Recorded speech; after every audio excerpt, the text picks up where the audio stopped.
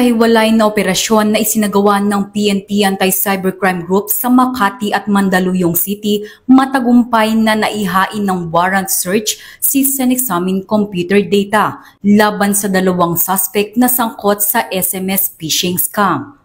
Ayon sa isinagawang surveillance, ang dalawang suspect ay magkahiwalay na umiikot sa matataong lugar upang makasagap ng mga phone numbers gamit ang International Mobile Subscriber Identity Capture o ISMI at magpapadala ng mga text messages na may lamang phishing links gamit naman ang text blaster. Kapag napindot ang mga link na ito, ay agad silang manghihingi ng personal information dahilan para ma-access ng mga scammers ang online at bank accounts na kanilang bibiktimahin. Wag po tayo basta-basta mag-click doon sa mga nare-receive natin ng mga text messages or either email messages. We have to always check whether the spelling is correct.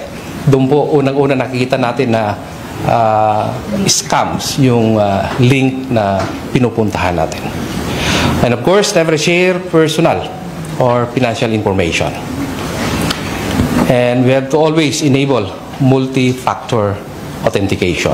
Ang dalawang suspect ay nahaharap ngayon sa paglabag sa Republic Act No. 3846 or an act providing for the regulation of public and radio communication in the Philippines and for other purposes.